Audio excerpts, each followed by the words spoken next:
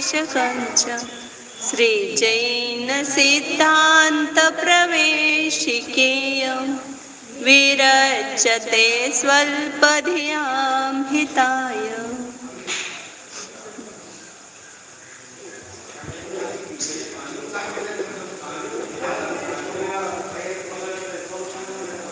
इकडे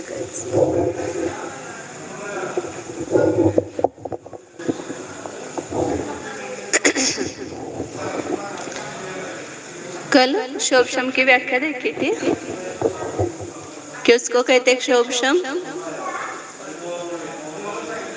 सांगा। हाँ हाँ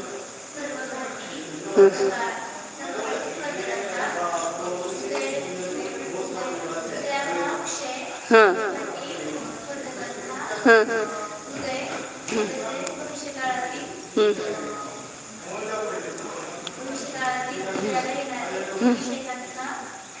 सद्वस्था रूप उपशम त्यास अशी कर्माची स्थिती होण्यास क्षोभशम म्हणतात. ते कालचं ते सगळं डोळ्यासमोर आणायचं. इकडचे सर्वघाती स्पर्धक ते देशघाती स्पर्धक रूप होणं ह्यालाच म्हणायचं उदयाचा अभाव. उदय का अभाव यही क्षय. और वर्तमान काल में जो उदय में आए, वर्तमान काल में जो देशघाती स्पर्धक है उसका उदय हो रहा था. और आगे जो भविष्य काल में उदय में आने वाले हैं उनका सद्वस्था रूप उपशम, मतलब उसका उदीर्ण न होना, सत्ता में जैसे वैसे बने रहना, उसको ही क्या कहा? क्षोभशम कहा. एक कर्म की अवस्था हो गई. तो ये क्षोभशम कितने कर्मों का होता है ऐसा कहा था? 4 कर्मों का. और एक सर्वघाती स्पर्धक देशघाती स्पर्धक ऐसा यहाँ नाम आया ना, इसलिए स्पर्धक किसको कहते हैं? इसके व्याख्या की. वर्ग किसको कहते हैं? दूसरा कौन सांगते हैं? हाँ सांगा सारे. स्पर्धक कहते हैं, लेकिन वो वर्ग किसको कहते हैं? मैंने पहला उल्टा इधर से. हाँ हाँ समान अविभाव प्रतिच्छेदाला धारण करणाऱ्या प्रत्येक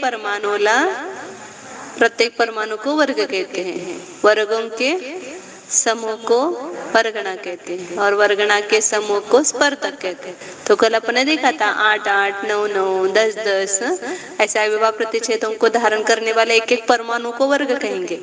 और जितने 8 को धारण करने वाले जितने वर्ग हैं उनके समूह को क्या कहेंगे? वर्गणा. 9 को धारण करने वाले जितने वर्ग हैं उनके समूह को क्या कहेंगे? दूसरी वर्गणा. एक एक वर्गणा हो जाएगी. और सब वर्गणाओं के ग्रुप को क्या कहेंगे? स्पर्धक. जहाँ तक एक एक अविभाव प्रतिशत बढ़ता जाता है वहां तक के वर्गणाओं का समूह स्पर्धक होगा. जहाँ पर एक से अधिक बढ़ने एक साथ तो वहाँ स्पर्धक दूसरा चालू हो गया. क्रम वृद्धि उसको बोलते हैं. क्रम से एक एक अविभाव प्रतिच्छेद बढ़ता जा रहा है वहां तक कहेंगे पहला स्पर्धक, मतलब वो स्पर्धक होगा. लेकिन एक अधिक नहीं पाए जा रहे हैं, एकदम पहले से दोगुने पाए जा रहे हैं, पहले से तिगुने पाए जा रहे हैं, पहले से चौगुने पाए जा रहे हैं, तो वहां पर स्पर्धक बदल गया वहां. तो वो इस प्रकार वर्ग वर्गणा स्पर्धक रचना होती है. ये सब प्रत्येक निषेक में ऐसी रचना होती है. निषेक किसको कहेंगे? कशाला म्हणतात मंगलात आहे निषेक. हाँ हाँ एक समय में जितने कर्म परमाणु उदय में आते हैं उसको क्या कहते हैं? निषेक कहते हैं. कल अपनी रचना निकाली थी ना, एक एक निषेक. अब यहाँ पर अपने को देखते हैं कि क्षोभशम 4 घाती कर्मों का होता है. तो अपन एक घाती कर्म में 2 प्रकार के प्रकृतियां देखी है. कौन सी? देशघाती और सर्वघाती प्रकृति. तो देशघाती प्रकृति में कहा था कि दोनों प्रकार के स्पर्धक होते हैं. देशघाती भी और सर्वघाती स्पर्धक, दोनों प्रकार के स्पर्धक पाए जाते हैं. और सर्वघाती प्रकृति में केवल सर्वघाती स्पर्धक ही पाए जाते हैं. जैसे केवल ज्ञानावरण है तो उसमें केवल सर्वघाती स्पर्धक ही होंगे, मतलब दारू का भूभाग अस्थि और शैल रूप पाए जाएंगे. तो उसमें क्षोभशम घटित होगा क्या? क्षोभशम के लिए क्या चाहिए? दोनों स्पर्धक चाहिए ना, देशघाती और सर्वघाती. दोनों स्पर्धक मिला करके ही क्षोभशम घटित होता है. केवल सर्वघाती स्पर्धक हो तो वहाँ क्षोभशम नहीं घटित होता है। तो सर्वघाती प्रकृति में सर्वघाती स्पर्धक ही होते हैं, इसलिए केवल ज्ञानावरण का क्षोभशम नहीं होगा, केवल दर्शनावरण का क्षोभशम नहीं होगा, नेत्रादिक 5 का भी क्षोभशम नहीं है। अब वहां पर जो मोहनीय में अनंतानुबंधी अप्रत्याख्यान प्रत्याख्यानावरण है, उसमें क्षोभशम है कि नहीं है? तो एक प्रकृति में क्षोभशम घटित नहीं होगा, लेकिन वहां पर दोनों मिलकर के, जैसे संज्वलन है तो उसमें क्षोभशम घटित होगा, लेकिन अप्रत्याख्यान प्रत्याख्यानावरण है तो उसमें क्षोभशम घटित नहीं होगा।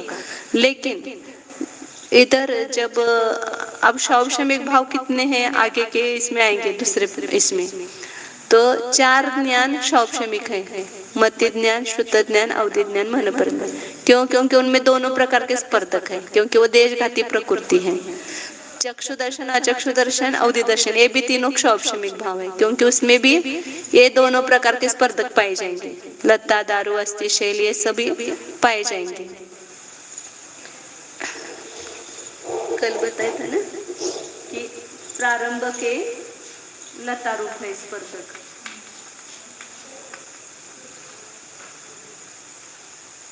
फिर उसके बाद के अनंत स्पर्धक दारू रूप है।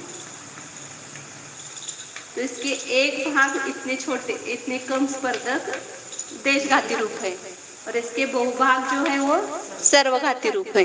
तो इतने 2 भी होंगे तो भी उसमें क्षोभशम घटित होगा, क्योंकि ये सर्वघाती हो गए ना। सम्यक दृष्टि के पास ये 2 ही होते हैं।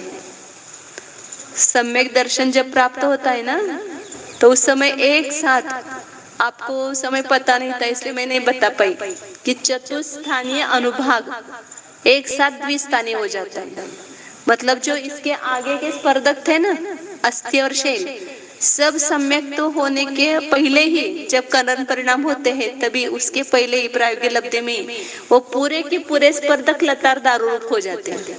सत्ता में भी जब जितने वो सब पूरे एक साथ, तो इसलिए सम्यक दृष्टि के पास केवल द्विस्थानीय अनुभाग होता है, लता दारू रूप। अस्थि शैल रूप उसके स्पर्धक किसी भी प्रकृति के होते ही नहीं है। एक इसका महात्म्य है, सम्यक्त्व का महात्म्य है।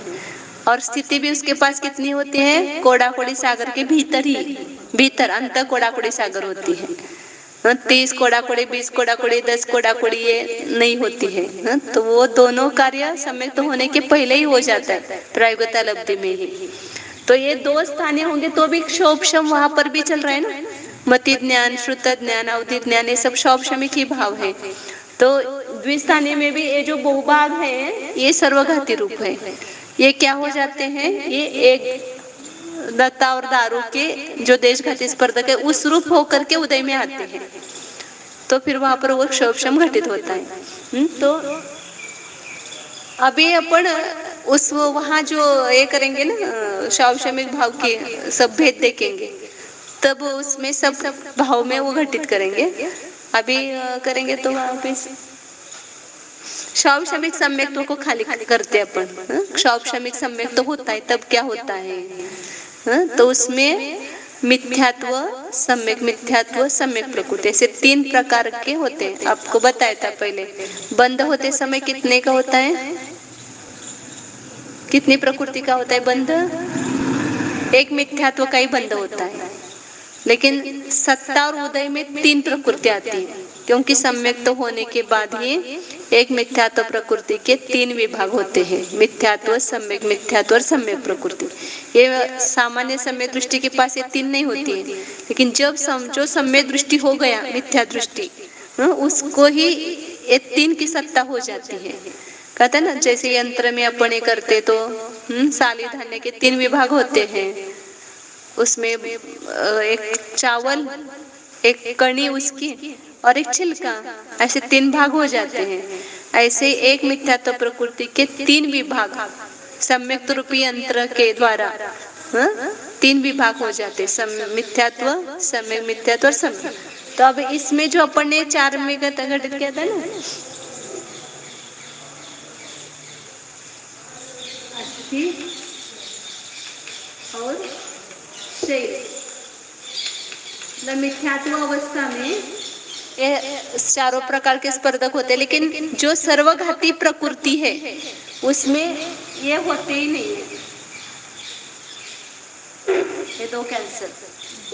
सर्वघाती प्रकृति में जो स्पर्धक होंगे उसकी पहले भी जगने वर्गना होगी, उसकी शक्ति यहाँ की जो होगी वो होगी उसकी जगने भी शक्ति। ये निश्चय की जगने शक्ति उसमें सर्वघाती प्रकृति में पाई ही नहीं जाती है। तो यहाँ से लेकर के आगे की सब शक्ति सर्वघाती प्रकृति में होती है। और जो मिथ्यात्व का अपन बंद करते हैं पहले गुणस्थान में, तो उसका बंद होते समय ये दारू का जो एक भाग है ना, ये भी बंद नहीं होता है मिथ्यात्व का। उसका जो बहुभाग है उसका भी एक भाग कम करो, उसको छोड़ करके यहाँ से यहाँ तक के स्पर्धकों का बंद होता है, अनुभाग का, मिथ्यात्व का। आगे कम ज्यादा कितना भी हो, किसी को कम किसी को ज्यादा, शैल के भी बहुत प्रकार हो जाएंगे। तो ऐसा तो कहने का मतलब मिथ्यात्व में कौन सी शक्ति होती है? मिथ्यात्व प्रकृति में दारू का ये बहुभाग, उसमें भी एक भाग कम और अस्थि और शैल रूप होता है। अब जब सम्यक तो हो गया तो उसके पहले ही ये अस्थि और शैल जो है पूरे के पूरे ये दारू का जो भूभाग है ना, इस रूप परिणमित हो गए शक्ति उसकी, और ये भी कैंसिल हो गए। तो यही शक्ति रह गई मिथ्यात्व की, कौन से दारू रूप। अब वापिस जब सम्यक दृष्टि होगा, वो हो गया अभी समझो, तो सम्यक दृष्टि होने के बाद क्या होता है, ये जो अनुभाग है इसका अनुभाग कम करके तीन प्रकृति करता है। मतलब क्या करता है, तो इसका जो यह अनुभाग है ये ज्यादा है ना, तो इसका अनुभाग हीन हो जाता है वो सम्यक के परिणामों के निमित्त से, तो कम करके अब ये भी नहीं था उसमें। उदाहरण, अब 16 शक्ति है समझो दारू में, तो उसमें पहला जो है वो 4 है शक्ति देशघाती की, और 12 है सर्वघाती की, ऐसा समझो। अब ये 12 में भी 3 शक्ति मिथ्यात्व में नहीं है, तो कितनी रही शेष? ये 9 शक्ति है, ऐसा समझो। एक मानने के लिए 9 स्पर्धक ऐसा मानना उसके। तो अब और इसकी शक्ति तो बढ़ती हुई ना, आगे आगे 9 स्पर्धक की संख्या मैंने कही, लेकिन शक्ति तो आगे आगे आगे बढ़ती जा रही है। तो जब सम्यक तो होता है तो उसके निमित्त से ये जो 3 स्पर्धक है इसके परमाणु इस शक्ति रूप परिणमन कर जाते हैं, तो फिर उसी का नाम आता है सम्यक मिथ्यात्व। इस शक्ति रूप जो मिथ्यात्व के परमाणु परिणमित हुए, उस प्रकृति का नाम हो जाता है सम्यक मिथ्यात्व। और ये लता रूप भी नहीं थे उसमें, और दारू का एक भाग और लता रूप, ये भी शक्ति इसकी कन्वर्ट हो जाती, इसकी शक्ति कम होकर के इन स्पर्धकों रूप परिणमित हो जाती है। ये स्पर्धक नहीं है, वहां सद्भाव हो जाता है उसका। मिथ्यात्व प्रकृति में इतनी कम शक्ति का सद्भाव नहीं था, वे मिथ्यात्व के परमाणु परिणमित होके संक्रमित होकर के इतने कम शक्ति रूप परिणमित होते हैं। तो ये जो मैंने बीच में दारू के भूभाग में का एक भाग छोड़ा था, उस शक्ति रूप तो सम्यक मिथ्यात्व रूप हो गए, और ये जो नीचे दारू का एक भाग और ये लता रूप है, इस रूप जो मिथ्यात्व के परमाणु परिणमित हो जाएंगे उसका नाम है सम्यक प्रकृति। इसका नाम क्या आता है, इस शक्ति रूप जो परिणमित हुए परमाणु, उसका नाम सम्यक प्रकृति। सम्यक प्रकृति एक के ही 3 विभाग हो गए। समजलं काय झालं? हे जेवढं तुम्ही शिकाल ना तसं खोल खोल समजत जाते। आता एकदा ऐकला परत ऐकलं की लक्षात येते। आता थोडं थोडं मिथ्यात्व है इसकी, ह्यातले कुछ मिथ्यात्व रूप तो रहेंगे, इस शक्ति रूप तो रहेंगे, जो भूभाग है वो शक्ति रूप भी रहेंगे, उसमें से कुछ परमाणु की शक्ति कम होकर के ये सम्यक मिथ्यात्व रूप हो गए, उसका नाम ही सम्यक मिथ्यात्व दिया, क्योंकि इसका उदय आने पर वह ना मिथ्या दृष्टि रहेगा ना सम्यक दृष्टि रहेगा, दोनों का मिक्सिंग हो जाएगा। उसकी श्रद्धा दही और गुड़ के समान, सम्यक भी देव, ये भी देव है और वो भी देव है। आपका चलता है ना? नहीं चलता है। दोनों को मानते हम, वितरक भगवान को भी मानते हैं और सरागी को भी मानते हैं। ऐसा मिश्र श्रद्धा हो गया तो ये सम्यक मिथ्या तो प्रकृति है। और उसका भी अनुभाग कम करके सम्यक प्रकृति रूप परिणमित हो गए। तो इस सम्यक प्रकृति का उदय शोभशम सम्यक दृष्टि को रहता है। शोभशम सम्यक तो का आता व्याख्या सुनो अब। सम्यक शोभशम सम्यक तो किसको कहेंगे? तो शोभशम सम्यक तो में ये मिथ्यात्व के जो सर्वघाती स्पर्धक है, ये जो दारू का भूभाग ये सर्वघाती स्पर्धक है ना, इनका तो क्या होता है? उदया भविष्य, मतलब उसका सम्यक प्रकृति रूप परिणमन हो जाता है। लता और दारू का एक भाग रूप परिणमन हो जाता है, देशघाती रूप परिणम जाते हैं। और सम्यक प्रकृति का उदय है शोभशम सम्यक दृष्टि को, तो देशघाती स्पर्धक का उदय हो गया ना। तीन शोभशम की व्याख्या है तो तीन घटित करना, वर्तमान काल के सर्वघाती स्पर्धकों का उदय का अभाव होना। तो यहाँ पर ये जो मिथ्यात्व रूप है उनका क्या हो रहा है? अभाव होकर के इस रूप हो रहे हैं, लता दारू रूप हो रहे हैं, मतलब सम्यक प्रकृति रूप हो रहे हैं। तो उसका उदय का अभाव हो गया। मिथ्यात्व का जैसा उसका उदय अनुभाग है वैसा उदय नहीं आएगा।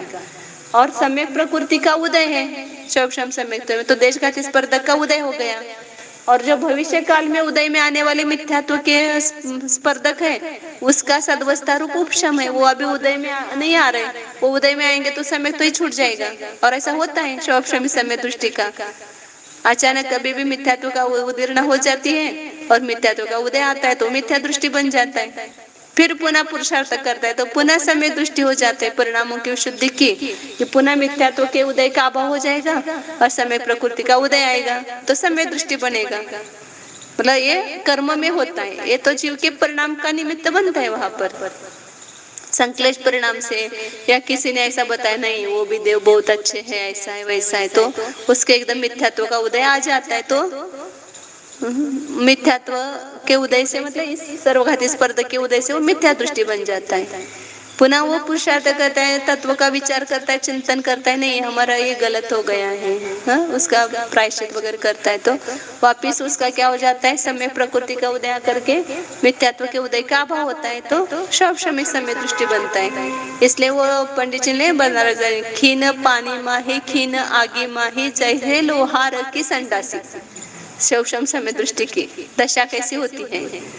वो लोहार क्या करता है? उस संडासी को गर्म करता है अग्नि में, चिमटा होता है ना उसको गर्म करता है, फिर उसको पानी में डुबोता है।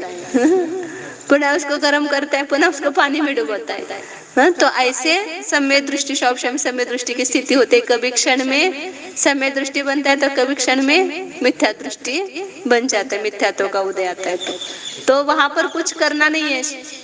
अंतर्मूर्त के लिए जब मिथ्यात्व में जाता है तो पुनः सम्यक प्राप्त करने के लिए बाकी करण परिणाम वगैरह नहीं होते। डायरेक्ट वो मिथ्यात्व का उदय आया तो मिथ्या दृष्टि हुआ, सम्यक प्रकृति का उदय हुआ कि सम्यक दृष्टि हुआ। दीर्घ काल मिथ्यात्व में रहता है तो दो करण वापिस वहां पर करता है। वो सब करणानियों की बातें हो जाने तो कहना था कि शोभशम सम्यक्त्व अपने दिमाग में ये ऐसा चित्र देखते स्पष्ट हो जाता है कि वहां पर मिथ्यात्व प्रकृति के और सम्यक मिथ्यात्व दोनों का भी लेना। मिथ्यात्व और सम्यक मिथ्यात्व का उदयाभावी क्षय है और सम्यक प्रकृति का उदय है, और मिथ्यात्व का क्या है? सद्वस्था रूप उपशम है मिथ्यात्व सम्यक मिथ्यात्व का। और उसके साथ में अनंतानुबंधी भी जोड़ देना, चार अनंतानुबंधी मिथ्यात्व और सम्यक मिथ्यात्व। इन 6 प्रकृतियों के वर्तमान काल में जो आने वाले सर्वघाती स्पर्धक है उसका उदयाभावी क्षय है, और उन्हीं का भविष्य काल में उदय में आने वाले उन्हीं का सद्वस्था रूप उपशम है, और सम्यक प्रकृति का मतलब देशघाती स्पर्धक का उदय है। तो ऐसे दशा होने पर कौन सा सम्यक तो होता है? शोभशमिक सम्यक तो होता है। और औपशमिक सम्यक तो बता दिया आपको, अंतरकरण करके उसके बाद में उपशम करके फिर वो शोभशम में बनता है। वो कौन सा? प्रथम उपशम सम्यक दृष्टि, बीच में अंतर पाड़ करके उपशम किया था ना, वो औपशमिक सम्यक तो होता है। और पूरा सत्ता में से नाश कर देगा मिथ्यात्व प्रकृति का तो क्षयिक सम्यक दृष्टि बन जाता है। हाँ, ऐसे 3 सम्यक्तों के भेद हैं।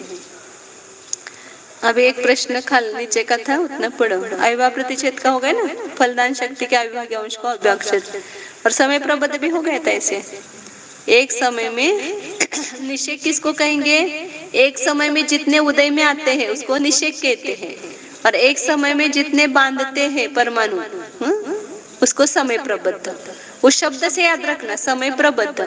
एक समय में जितने कर्म परमाणुओं का बंध होता है उस सबको, एक जो समूह है उसको क्या कहते हैं? समय प्रबद्ध कहते हैं। उस कर्म परमाणु के समूह को समय प्रबद्ध कहते हैं। हाँ, ये तो करणान योग जो पुरुषार्थ कर रहे हैं उस समय कर्म की क्या दशा होती है वो दिखाता है। जीव के तो विशुद्ध परिणाम ही चल रहे हैं ना, वहां पर परिणामों की अंतरंग में अपने उपयोग की धारा उसकी अपने आत्मा की तरफ है, अपने शुद्ध आत्मा में लीन है, और उसी परिणामों की विशुद्धि बढ़ रही है। ध्यान अवस्था है उसकी, केवली के पादमूल में बैठा है और अपने उपयोग को अंतर्मुख किया। उस समय इसी परिणामों की विशुद्धि हुई कि अपने आप कर्म का, मिथ्यात्व कर्म का क्षय हो गया। उसकी सब प्रोसीजर क्या होती है वो करणानियोग के हिसाब से सब बताई हुई है। कैसे नाश करता है क्रम क्रम से, सिद्धि कांडक घात, अनुभाग कांडक घात होते हो करके, असंख्यात गुणी कर्म निर्जरा करके कैसे नाश होता है, वो सब नाश की प्रक्रिया लंबी है कर्म। और लेकिन वो एक एक क्षण का जो एक एक समय का दिखाते हैं ना, वो तो कैसे जीव के परिणामों की विशुद्धि वहां पर बढ़ती होगी, इसका आप उसके द्वारा तर्क कर सकते हैं। क्योंकि इतना कार्य वहां पर हुआ है तो वो विशुद्धि का महात्म्य समझ में आता है। आगे एक उदयाभावी क्षय लास्ट का प्रश्न रह गया, पढ़ो। वेळ झाला की 4 वाजले। उदयाभावी क्षय कशास म्हणतात? अच्छा, परंतुल्याशिवाय कर्म आत्मापासून निघून जाणे, अर्थात ज्या रूपाने कर्म बांधले गेले असेल त्या रूपाने फल न देता अन्य सजातीय प्रकृती रूपाने फल देण्यास उदयाभावी क्षय। अभी हमने बताया ना कि सर्वघाती का देशघाती रूप होकर के उदय में आता है, तो उदय का अभाव तो हुआ, जैसा बांधा था वैसा उदय नहीं आया, उसका अन्य रूप होकर के उदय आया।